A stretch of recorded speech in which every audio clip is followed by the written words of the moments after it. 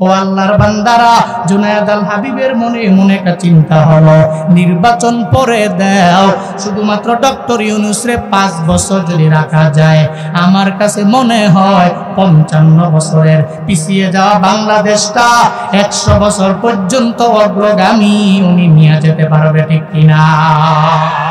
এই যে সময়ের ব্যবধানে ডক্টর ইউনূসের দাম আল্লাহ বাড়ায়া দিল। একটা পর্যায়ে কইল, ওই ডক্টর ইউনূসের ধইরা নিয়া পদ্মা নদীর মধ্যে একটা চুবান দাও, এরপরে আবার উঠায়া দাও।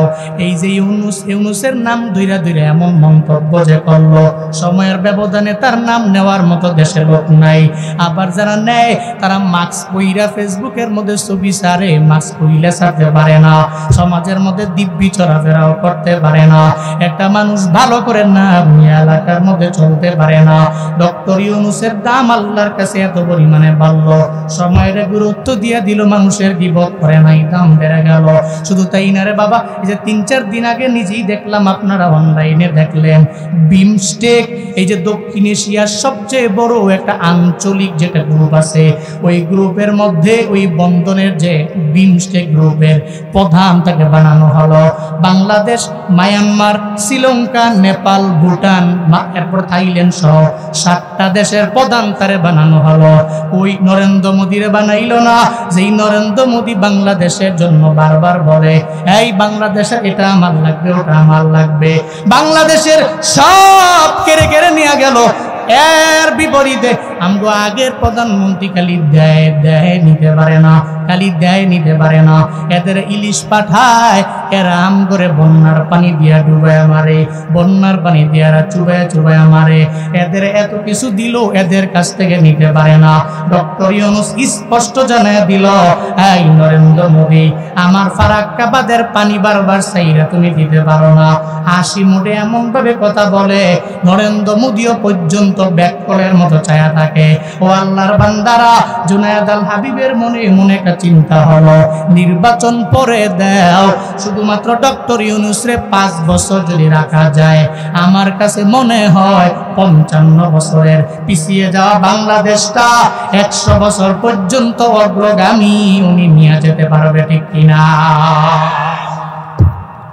ওদিন আমার ফেসবুকে দিলাম, ডক্টর ইউনূস নাকি নির্বাচন, কিন্তু সব সমানে লেখে করে ডক্টর ইউনূস। কেন? একটা সময়ের ব্যবধানে যার দাম নাই, এখন তার দাম আছে। আল্লাহ কয়, তুই শুধু ধৈর্য নিয়ে আগে যাও, তোমার পুরা জাতটারে আমি আল্লাহ বড় দামি বানায় দিব। এটা দুনিয়া লাইনে আল্লাহ দামি বানায়, আখিরাতের লাইনে দামি বানাইলো আবু বকর রাদিয়াল্লাহু আনহু রে, এরাও দামি হয়ে গেল। কয় কেন দামি? উভয় জগতে দামি হওয়ার জন্য সময়ের গুরুত্ব দেওয়া লাগবে। এই জগতে যারাই গুরুত্ব দেয়, আল্লাহ এদের দামি বানায় দেয়। আল্লাহ পাক বলেন, এই সময় বড় দামি সম্পদ। ওই কসমটা আল্লাহ সূরা আসরের মধ্যে 1 নম্বরে কাটলেন। 1 নম্বরে সময়ের দামি এই কারণে কাটলেন। মুফাসসিরিনে কেরামগণ বলেন, আল্লাহ সময়ের কসম কেন কাটলেন? দুনিয়াতে এত জিনিস থাকার পরেও আল্লাহ সময়ের কসম কাটার কারণ হলো, সাতক্ষীরা শ্যামনগরের ট্যাংরাখালীর মুসলমান, আমায় বলো না, সময়ের মালিক দুনিয়ার কোনো বান্দা না, সময়ের মালিক একজন, চিল্লায়া বলেন তার নাম।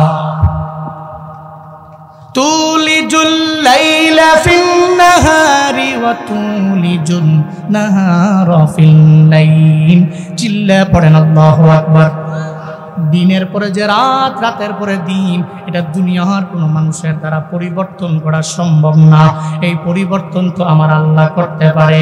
রাতের পরে দিন আসে, দিনের পরে রাত আসে, এই পরিবর্তন আমার আল্লাহ করতে পারে।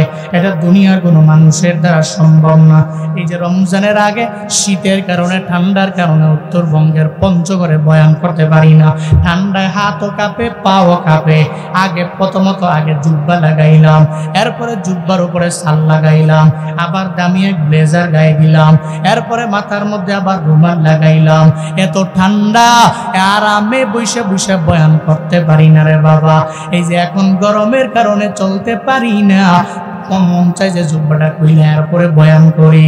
এই যে এত পরিবর্তন, এটা দুনিয়ার কোনো প্রধানমন্ত্রীর দ্বারা সম্ভব না, এটা ডোনাল্ড ট্রাম্প ঘটাতে পারবে না, এটা জো বাইডেন ঘটাইতে পারে না। এই পরিবর্তন একজন ঘটায়, চিল্লা বলো তার নাম। আল্লাহ পাক বলেন ওই সময়ের কসম, যেই সময় বান্দা তোমার না বরং আমার, সময়ের কসম খাইয়া আল্লাহ পাক জানায়া দিলেন বান্দারে, ইন্নাল ইনসানা লাফি খুসর। চিল্লা পড়েন আল্লাহু আকবার। আল্লাহ পাক বলেন নিশ্চয়ই আল ইনসান, দুনিয়ার সব মানুষেরা, লাফি খুসরিন, অবশ্যই অবশ্যই দুনিয়ার সমস্ত মানুষেরা ক্ষতিগ্রস্তের মধ্যে পড়ে আছে।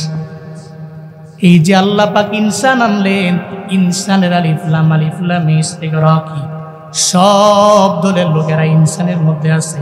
ওখানে বিএনপি আছে, আওয়ামী লীগ নাই এমন না। ওই জায়গায় হযরতে আবু বকর আছে, আবু জাহাল নাই এমন না। ওই জায়গায় হযরতে বেলাল রাদিয়াল্লাহু আনহু আছে। এরপরে ওই জায়গার মধ্যে সাহেবা নাই এমন না। ওই জায়গায় হামজালা আছে, অন্য সাহাবী নাই এমন না। ওই জায়গায় এক দল আছে আর এক দল নাই এমন না। এক দেশের লোক আছে আর এক দেশের লোক নাই এমন না। বরং ইনসানের মধ্যে দুনিয়ার সমস্ত মানুষেরা ইনসানের মধ্যে আছে। এর মানে দুনিয়ার সমস্ত মানুষেরা ক্ষতিগ্রস্ত। ঘোষণা জুনায়েদ আল হাবিবের না, চিল্লা বলেন ঘোষণা কার? দুনিয়ার সমস্ত মানুষেরা ক্ষতিগ্রস্ত। কে বলে? কে বলে? তাহলে প্রথমত কসম কেটেছেন সময়ের কসম কেটা আল্লাহ পাক বলেন দুনিয়ার সমস্ত মানুষেরাই এরা ক্ষতির মধ্যেই পড়ে আছে। এবার আসেন ক্ষতিগ্রস্ত সবাই, এদের মাঝে লাভবান কারা? 3 নম্বর আয়াতটাই এই সূরার মূল আয়াত। আল্লাহ পাক রব্বুল আলামিন বলেন ইল্লাল্লাযীনা আমানু ওয়া আমিলুস সালিহাত ওয়া তাওয়াসাউ বিল হক ওয়া তাওয়াসাউ বিস সাবর। চিল্লায় পড়েন আল্লাহু আকবার। রাগ করতেছেন না বেটা? তো জোরে বলেন না আল্লাহু আকবার। পেছনের লোকেরা আসেননি? শীতকালে হইলে ঘুমাই যেতেন গা, এখন তো গরমকাল, ঘুমাইতো না। লিল্লাহে তাকবীর, জোরে লিল্লাহে তাকবীর, লিল্লাহে তাকবীর। আল্লাহ আমাদের তাকবীরগুলো কবুল করেন। তাহলে সব মানুষ ক্ষতিগ্রস্ত, তবে এদের মাঝে লাভবান হলো 4 গুণে গুণান্বিত ব্যক্তিরা। কয় গুণে? সবাই বলতে হবে কয় গুণে? সবাই ক্ষতিগ্রস্ত, তবে এদের মাঝে লাভবান হলো 4 দলের লোকেরা। 4 দল কারা? আল্লাহ পাক রব্বুল আলামিন জানায়া দিলেন আল্লাযীনা আমানু। 1 নম্বরে যারা ইমানদার, এরা দামি, এরা লাভবান। ঘোষণা দিলেন কে? আর জোরে বলেন ঘোষণা কার? এর মানে আল্লাহ পাক রব্বুল আলামিন বললেন দুনিয়ার সমস্ত মানুষেরা ক্ষতিগ্রস্ত, তবে এদের মাঝে লাভবান তারা ঈমান আনছে যারা। এটা বলতে দেরি আবু বকর এবং আবু জাহালের মধ্যে একটা পর্দা পড়ে গেল। এটা বলতে দেরি হযরতে ওমরের মাঝে, সাহেবার মাঝে একটা পর্দা পড়ে গেল। এর মানে আবু বকর দামি, আবু জাহালের দাম রবের দরবারে নাই, ঠিক কিনা? হযরত বেলালের দিকে দেখো, যেই বেলাল সাদা না বরং কালো, এরপরেও বিলালের দাম আমার রবের দরবারে কম না বেশি? এত পরিমাণে বেশি হযরতে বেলালের দাম আমার মাওলার দরবারে, এত পরিমাণে বেশি। আবু জাহালের দাম বিন্দু থেকে বিন্দু মাত্র পরিমাণ নাই, হযরতে বেলালের দাম আছে। কেন রে? ওই বেলালের অন্তরের মধ্যে তাওহীদ আছে, একাত্মবাদের বাণী বেলাল জবান দিয়া বলতে জানে, বলতে পারে, স্পষ্টভাবে ঘোষণা দেয়। কিন্তু আবু জাহাল দামি না, কারণ সে কালেমা পড়ে না। বিলাল এত দূরের, এরপরেও বিলালের দাম আমার রবের দরবারে আছে। আবু জাহাল এত কাছের, এরপরেও রবের দরবারে দাম নাই। ওমরা করার জন্য যারা বাইতুল্লাহ গেছেন আপনারা দেখলেন রে বাবা, বাইতুল্লাহ যাওয়ার পরে প্রথমত তাওয়াফ করার জন্য কালো গিলাফের চারিদিকে ঘুরে 7 বার, এরপরে 7 বার ঘুরার পরে 2 রাকাত নামাজ পড়ে এরপরে যাই সাই করার জন্য সাফা টু মারওয়া, মারওয়া টু সাফা, সাফা টু মারওয়া, মারওয়া টু সাফা, সাফা টু মারওয়া। সাই কয়বার? 7 বার। তাওয়াফ করছেন 7 বার, সাই করা লাগবে কয়বার? Safa to Marwa, Marwa to Safa, Safa to Marwa, Marwa to Safa, 6 বার সফা টু মারওয়া। 7 বারে গিয়া মারওয়া শেষ। এরপরে মারওয়া থেকে মুআল্লিম সাহেব বলে চলেন, মারওয়া থেকে একটু বের হইলেই মোটামুটি তাওয়াফ করলেন, সাই করলেন। পরিশ্রমের কাজ, কষ্টের কাজ। এখন তো মনে হয় একটু প্রস্রাবের একটু ব্রেকতে গাইছে না, তো মুরব্বীরা তো মোটামুটি উমরা যায়। হ্যাঁ, ওয়াশরুমটা কোনো, এটা তো মনে মনে খুঁজতেছি। মুআল্লিমদের ছাড়া তো আর কোনো পুঁজি নেই। মুআল্লিম যা কয় হ্যাঁ তাই বুঝে। মুআল্লিম ছাড়া হ্যাঁ ডানেও যায় না, বামেও যায় না, সামনেও যায় না, পেছনেও যায় না, কারণ আরবি বুঝে না তো। 2 বছর আগে যখন রমজানে আমি আমার আব্বা আম্মা পুরো পরিবার নিয়ে যখন আমি উমরায় যাই, তো ওই সময় আমাদের সঙ্গে এক মুরব্বী ছিল আমাদের পাশের গ্রামের। কই যাইবেন? হ্যাঁ, কই যাবেন ভাই? আচ্ছা, আবার আইতইব, ঘুরান দিয়ে আইয়া ঘুরেন। উড়ন যাইতো না, 1-2 জন মনে আগে উঠছিল। হ্যাঁ, মনে করছে অন্য হুজুর, বসেন, দোয়া দিয়ে যাওয়া লাগবে। রাগ করছেন? জোরে কোন মারহাবা, জোরে কোন মাশা আল্লাহ। আমাদের পাশে গ্রাম মুরব্বী, তো উনি একেবারে প্রেশার দিছে, বুঝেন না, মানে ওয়াশরুমের জরুরি দরকার। দৌড়ে যায় এক আরবি পুলিশে কইতাছে বাথরুমটা কোনো, বাথরুমটা কোনো। হ্যাঁ তো কইতাছে হেস কালা, হেস কালা। হ্যাঁ কইতাছে বাথরুমটা কোনো। তো গিয়া মুআল্লিম দৌড়ে গিয়ে কয় আপনি হেরে কি করো? হেরে 3 বার কথাটা কইছি আমি, বাথরুমটা কোনো। হ্যাঁ কি জানি কয় খালি আমার বলে। করে এত বাঙালি না, এত সৌদিয়ান পুলিশ, আপনি এর কাছে যদি 40 দিন লাগে যদি বাথরুম কোনো তো কইতেও পারতো না। তারপরে আমারে না কইবে। এর মানে বাংলাদেশ থেকে এমন কিছু মুরব্বীরা আছে যারা যায়, আগাও বুঝে না, মাথাও বুঝে না, ডান বাম সামন পিছন কিচ্ছু বুঝে না। মুআল্লিম ছাড়া, মুআল্লিম এর পুঁজি। মুআল্লিম যদি এর ছেড়ে দিছে হাত, হ্যাঁ উল্ডে হারায়া এক পর অবস্থা থাকে। এই জন্য মুআল্লিম ওখানে পুঁজি। তো মুআল্লিম তাকে বলে যে ওয়াশরুমটা পয়জন নিছে নি? হ্যাঁ পুরা পয়জন। 7 বার সাই করছি, তাওয়াফ করছি, একবার প্রেশার আইছে ভালো মতো।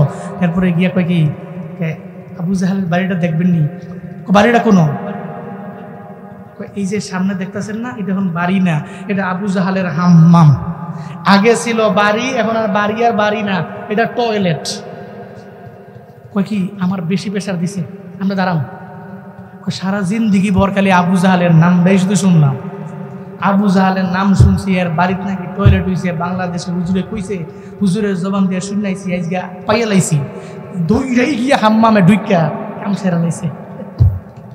তো বাড়িটা ছিল আবু জাহালের, এখন হয়েছে হাম্মাম। এরপরে মুআল্লিম সাহেব বের করে আই না, আবু জাহালের বাড়ি থেকে একটু বের কইরা ওই যে লাইটগুলো যেখানে জ্বলে ওখানে নবীজির বাড়ি।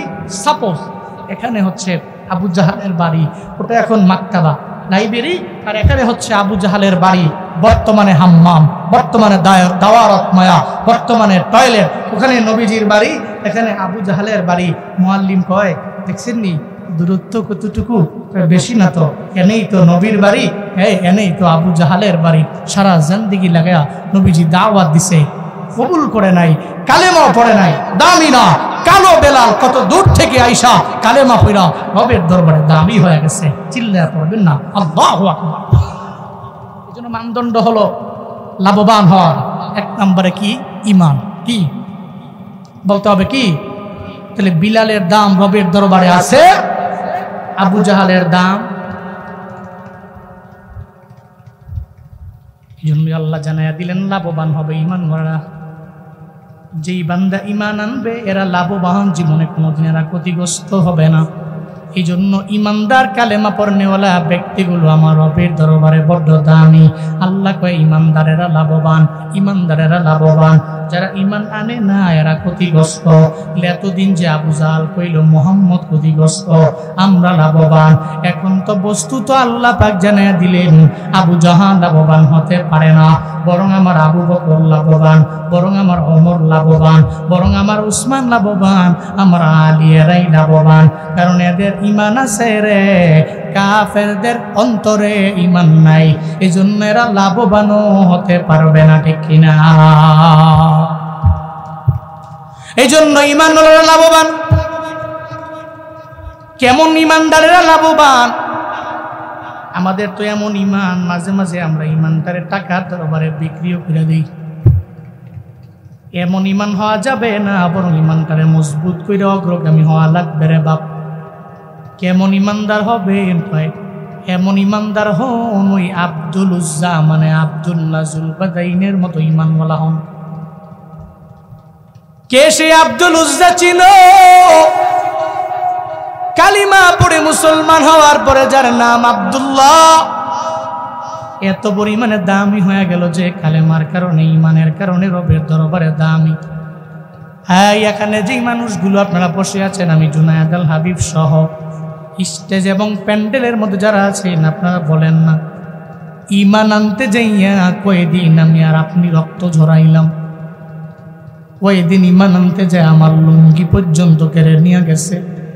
বলেন না কয়েকদিন আমার শার্ট, আমার পাঞ্জাবি, আমার প্যান্ট, আমার জুব্বা, আমার টুপি পর্যন্ত কেড়ে নিয়ে গেছে কয়েকদিন? আমায় বলেন না। কেউ বলতে পারবেন না, কারণ কাউরি নেওয়া হয় নাই। কারণ আমার বাবাই মুসলমান, আমার দাদাই মুসলমান, আমার বড় আব্বাই মুসলমান ছিল। এদের ঘরের মধ্যে জন্ম নেওয়ার কারণে আমিও মুসলমান হয়ে গেলাম। একটা সুন্দর নাম আমার জুনায়েদ আল হাবিব, একটা সুন্দর নাম আমার বাইজিদ, একটা সুন্দর নাম আমার বোরহান, একটা সুন্দর নাম আমার আব্দুল্লাহ, একটা সুন্দর নাম আমার আব্দুর রহমান, একটা সুন্দর নাম আমার নাম খালেদ সাইফুল্লাহ, একটা সুন্দর নাম আমার আবু বকর। কে রাখলো? কই আমার বাবাই রাখলো, এজন্য আমি মুসলমান। আমার নামের আগে মোহাম্মদ লাগাইলাম, এজন্য আমি মুসলমান। না রে বাবা, এমন নামে নামে মুসলমান হইলে লাভবান হওয়া যাবে না। হযরতে আব্দুল উজ্জার মতো ইমানের পাওয়ার অন্তরের মধ্যে থাকা লাগবে। যে আব্দুল উজ্জা ছোটবেলায় যখন মা দুনিয়া থেকে বিদায় নিয়ে চলে গেল, তখন কালেমা পড়ে মুসলমান হয় নাই। ছোট্ট মানুষ যখন ঘরের মধ্যে গিয়া মায়েরে পায় না, সব জায়গায় গিয়া গিয়া মায়েরে মিস করে। একটা ছোট বালক যদি মা চলে যায়, ও আল্লাহর বান্দারা, আমি প্রায় জায়গায় গেলে এটা বলি, কারো যদি বাবা না থাকে, একটা ছোট্ট বাচ্চা যে এতিম মানুষ দেখবেন মাদ্রাসায় পড়ে, ওরে ডাইকা জিগাবেন তোমার আব্বা আসেনি, তখন সঙ্গে সঙ্গে বলে দিবে না রে ভাই, আমার বাবা দুনিয়ায় নাই। এটা সুন্দর ইজি কইরেই বলতে পারবে। কিন্তু একটা হাফেজে কোরআনের যদি, একটা এতিমের যদি বাবা ছাড়া মা চইলা যায়, ওরে যদি গিয়া জিজ্ঞাসা করেন রে ছেলে তোমার মা দুনিয়ার মধ্যে বেঁচে আসেনি, সঙ্গে সঙ্গে দেখবেন ওর চোখ দিয়া গড়ায় গড়ায় পানি পড়ে। কারণ ও জানে রে মা না এটা বলতে ওর কলিজাটা ফেটে যায়, মা না এটা সে বলতেও পারে না। মায়ের প্রতি সন্তানেরা অটোমেটিক একটু দুর্বল হয়ে থাকে রে বাবা। কিন্তু হঠাৎ করে কেমন জানি হয়ে যায়, বিয়ের পরে সন্তান বউয়ের কথা শুই না মায়ের মনে আঘাত দেয়। এমন সন্তান সমাজের মধ্যে আছে, বউয়ের কথার প্রায়োরিটি দেয়, মার কথার বিন্দু মাত্র পরিমাণ গুরুত্ব দেয় না, মার কথার প্রায়োরিটি দেয় না। মনে রাখবেন রে বাবা, জীবনে কোনোদিন মা হারায় গেলে মা পাবেন না। বউ গেলে বউ মেলানো যায়, কিন্তু মা গেলে মা মেলানো যায় না। আব্দুল উজ্জা ছোটবেলায় যখন মা নাই, নিজের মা হারাইয়া সব উলট পালট হয়ে গেল। ডানে যায়, বামে যায়, সামনে যায়, পেছনে যায়, কোনো জায়গায় যখন মায়ের পায় না, একটা পর্যায়ে বাবাই আর একটা ঘরের মধ্যে বউ বিয়ে করে নিয়ে আসলো। এখন ঘরের মধ্যে আপন মা না, ঘরের মধ্যে সৎ মা আছে। মনে রাখবেন সাতক্ষীরার মুসলমানেরা, আপন মা তো আপন মাই হয়, সৎ মা তো সৎ মাই হয়। জীবনে কোনোদিন সৎ মা আপন মায়ের মতো হতে পারে না, ঠিক কিনা? সৎ মা তো সৎ মাই। আব্দুল উজ্জার ঘরের মধ্যে আপন মা নাই, এখন সৎ মা। বাবা বিয়া করে নিয়ে আইস। আমগো এলাকায় বলে যদি মা মইরা জায়গা বাবারে হয় বাবা হয়ে যায় তালুই, এটা আমগো এলাকায় বলে। কারো যদি মা মইরা যায় তো বাবা তালুই হয়ে যায়, গুরুত্ব দেয় না। আব্দুল উজ্জার খোঁজখবর নেয় না, ঘরের মধ্যে সৎ মা আছে, আপন মা নাই। কয়েকদিন পরে হঠাৎ করে আব্দুল উজ্জার বাবাও দুনিয়া থেকে বিদায় নিয়ে চলে গেল। এখন ঘরের মধ্যে মাও নাই, ঘরের মধ্যে বাবাও নাই। একটা পর্যায়ে আব্দুল উজ্জারে সৎমায় কই তোরে আমি পালতে পারবো না, তুই নৌজুয়ান পোলা, তোরে পালতে গেলে আমার ঘরের মধ্যে খাবার দেওয়া লাগবে, তুই খাবার খাইবি বেশি, আমার ঘরের মধ্যে তোরে লালন পালন করবো না। তারে যখন ধইরা নিয়া তার চাচার ঘরের মধ্যে দিয়া দিল, আয় আব্দুল উজ্জার চাচা, আব্দুল উজ্জারে আপনার কাছে দিয়া দিলাম, আপনার কাছে তারে রাখবেন, আপনার ঘরের মধ্যে থাকবে, যত কাজ কর্ম আছে তারে দিয়া করাবেন, চাইলে দুই মুঠো খানা 2 বেলা দিলে দিবেন, না দিলে নাই, কারণ তার মাও নাই, তার বাবাও নাই। আব্দুল উজ্জার চাচার ঘরের মধ্যে লালিত পালিত হতে লাগলেন। একটা পর্যায়ে আব্দুল উজ্জার মনে মনে আমার মদিনাওয়ালা নবীর প্রেম অন্তরের মধ্যে ঢুকতে লাগলো, আমার নবীর ব্যাপারে বেশি বেশি জানতে লাগলো। শুধু তাই না রে বাবা, মদিনাওয়ালা নবীর ইসলামের প্রতি অন্তরের মধ্যে প্রেম জেগে গেল, কালেমার প্রতি অটোমেটিক আব্দুল উজ্জার মনের মধ্যে প্রেম জাগতে লাগলো, একটা ভালোবাসা যখন জাগতে লাগলো। একদিন আব্দুল উজ্জা আর তার চাচা যখন খাবারের প্লেট নিয়ে বসে যায়, আর যখন চাচায় খায় আব্দুল উজ্জা খায় না। একবার কয় বাতিজা রে, কেন তুমি খাও না? কয় না না চাচা আপনি খান, আমি খামো না। আবার কয় বাতিজা রে কেন খাও না? কয় না আমি খামো না। আবার 3বার কয় বাতিজা রে তুমি কেন খাও না? কয় আমি খামো না। কেন খাবা না? কয় চাচা একটা কথা মনে পড়ে গেছে, আমারে বলবেননি। কয় মদিনায় যে একজন কালিমার দাওয়াত দেয়, ওই মোহাম্মদ নবীর ব্যাপারে আপনার জানা আসেনি? কয় মোহাম্মদ নবীর ব্যাপারে জানি, উনি ভালো মানুষ, আমানতদার মানুষ, ওনার মতো ভালো মানুষ কেউ হতে পারে না। আব্দুল উজ্জা কয় ও চাচা আমার, তাহলে আমরা যে ধর্ম মানি ওই ধর্ম তো সত্য না। উনি যেই কালিমার দাওয়াত দেয় যদি ওটা মানতে পারি, আমরা ক্ষতিগ্রস্ত হব না, বরং আমরা লাভবান হয়ে যাব।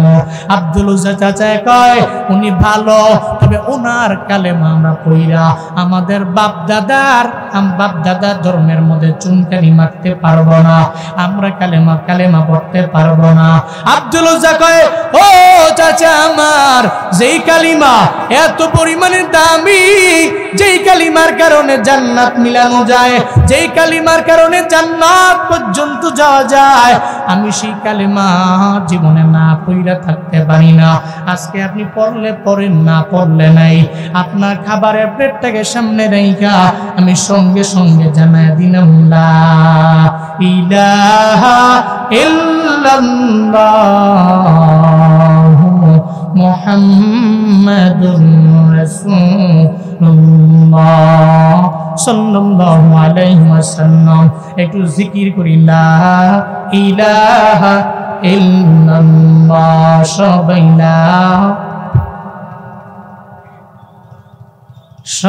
লা ইলাহা ইল্লাল্লাহ, জোরে লা ইলাহা।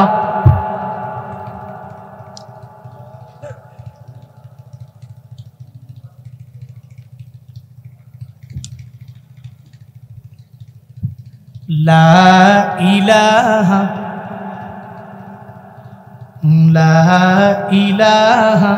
ইল্লাল্লাহ, লা ইলাহা ইল্লাল্লাহ, লা ইলাহা মুহাম্মাদুর রাসূলুল্লাহ। সঙ্গে সঙ্গে আব্দুল উজ্জা কালেমা পড়ে মুসলমান হয়ে গেল। এবার আব্দুল উজ্জার চাচা মাথা গরম নাকি ঠান্ডা? বাপ দাদার ধর্মে কালি মেরেছ, নিজের বাবার ধর্ম ছেড়ে মুহাম্মদের ধর্মে গিয়েছ, বাপ দাদার ধর্মে চুনকালি মাখাইয়া অন্য ধর্মের গুণগান গাও, আমার ঘরের মধ্যে তুমি থাকতে পারবা না। আয় আব্দুল উজ্জা, তোমার পরনের মধ্যে যা আছে সব আমার দাও। জিন্দেগিতে তোমার যা দিলাম সব আমার এক এক করে দিয়া দাও।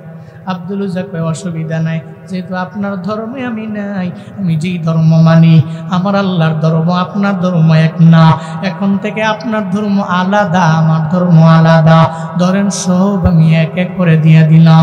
একটা পর্যায়ে চাচায় যা দিছে সব কইলা কইলা দিয়া দিল, পরনের গেঞ্জিটা পর্যন্ত দিয়া দিল, পরনের শুধু লুঙ্গিটা বাকি আছে সব কইলা কইলা যখন চাচার দরবারে দিয়া দেয়, একটা পর্যায়ে চাচায় ডাক দিয়া কয়, হাই আব্দুল উজ্জা, পরনের মধ্যে যেই লুঙ্গিটা আছে রে, ওই লুঙ্গিটা তো আমার টাকায় কেনা, ওই লুঙ্গিটাও দেওয়া লাগবে, লুঙ্গিটা যদি না দাও তাহলে তো তুমি লুঙ্গি পইরা গেলে এটা আমার টাকায় কেনা, তুমি তো আমার ধর্মের না, তুমি লুঙ্গি পইরা যাইতে পারো না, আমার টাকায় কেনা লুঙ্গিটা আমার কাছে দিয়া দাও।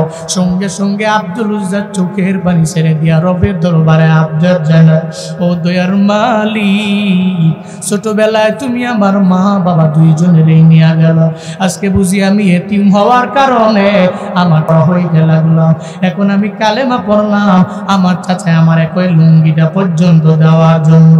ও দয়ার মালিক আমার রব, তুমি এমন এতিম কেন আমারে বানাইলা, আমি বুঝি এত পরিমাণে এতিম হয়ে গেলাম, চাইলেও নিজের লুঙ্গিটা নিজে কিনতে পারবো না, আমার বাবা কিন্না দিতে পারবে না, চাইলেও আমার মা আমারে কিন্না দিতে পারবে না, কারণ আমার মাও নাই আমার বাবাও নাই, তবে লুঙ্গিটা আমি কইলে দিয়া দিলে আমি জুয়ান মানুষ, আমি উলঙ্গ হয়ে যাব, আমার সতর ডাকতে আমি পারবো না, আমার সতর আমার ফরজ তরক হয়ে যাবে। তবে আল্লাহ গো, আমার চাচা আমারে বলল তার টাকায় কেন, তবে কালেমা যদি সাইরা দেয় তাইলে লুঙ্গিটা সে আমারে দিয়া দিবে, শুধু লুঙ্গি না সব সে আমারে ফিরাইয়া দিবে, কালেমা যদি না সারি তাহলে লুঙ্গিটা তারে আমার দিয়ে দেওয়া লাগবে। আল্লাহর উপরে তাওয়াক্কুল করে আব্দুল উজ্জা কহে, মালিক আমার লুঙ্গি আমার কাছে বড় না, বরং তুমি আমার দরবারে বড়, কালেমা আমার দরবারে বড়, ইসলাম আমার দরবারে বড়, আমি মুসলিম, আমি আমার পরিচয় এটা আমার দরবারে অনেক পরিমাণে বড়, আমি আমার লুঙ্গিটা পর্যন্ত কইলা আমার চাচার কাছে দিয়া দিলাম। ধরেন গো চাচা, যেই লুঙ্গির জন্য আমারে বললেন কালেমা ছেড়ে দেওয়ার জন্য, ওই লুঙ্গি আর নিজের পরনে রাখলাম না, আপনার লুঙ্গি আমি আপনার হাতের মধ্যে দিয়া দিলাম। আব্দুল উজ্জা লজ্জাস্থান ধরে ধরে দৌড়ে রওনা ওই সৎ মায়ের দরওয়াজার সামনে গিয়া দাঁড়াইয়া দরওয়াজার কিনারায় দাঁড়াইয়া ডাক দেয়, মা গো, ঘরের মধ্যে আসনি, আমি তোমার ঘরের দরওয়াজার সামনে দাঁড়াইয়া রইলাম।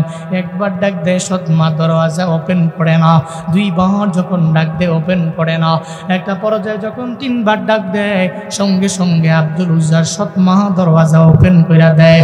তাকে দেখে রে আব্দুল উজ্জার পরনের মধ্যে কোনো কিছু নাই, একটা জুয়ান পোলা উলঙ্গ হয়ে দরওয়াজার সামনে দাঁড়ানো, লজ্জা পেয়ে গেল। যখন দরওয়াজা লাগে বলে, আব্দুল উজ্জা রে, তোমার এমন হালাত কেন, পরনের মধ্যে কোনো কাপড় নাই কেন, পরনের লুঙ্গিটা পর্যন্ত তোমার নাই কেন, কেন তুমি উলঙ্গ হইয়া দরওয়াজার সামনে এসে দাঁড়ায় আমারে ডাক দিল? আব্দুল উজ্জা কয়, মা গো, আপনি তো ভালো করেই জানেন দুনিয়াতে আমার কেউ নাই, আমার আপন বলতে আমার বাবাও নাই, আমার আপন বলতে আমার মাও নাই, আমি বড় এতিম, আমি বড় অসহায়, আপনি এটা ভালো করেই জানেন গো আমার মা। আমি চাচার সামনে খানার প্লেটের মধ্যে আমি কালেমা পড়লাম, আমি কালেমা পড়ে মুসলমান হওয়ার পরে আমার চাচাই কয় লুঙ্গিটা পর্যন্ত তাকে দিয়ে দেওয়ার জন্য আমি দেরি করি নাই, কালেমা বাঁচাইতে যা লুঙ্গিটা দিয়ে আসলাম। এখন মা গো, ঘরের মধ্যে লজ্জাস্থান ঢাকার জন্য কোনো কিছু আসেনি, আমারে দাও না।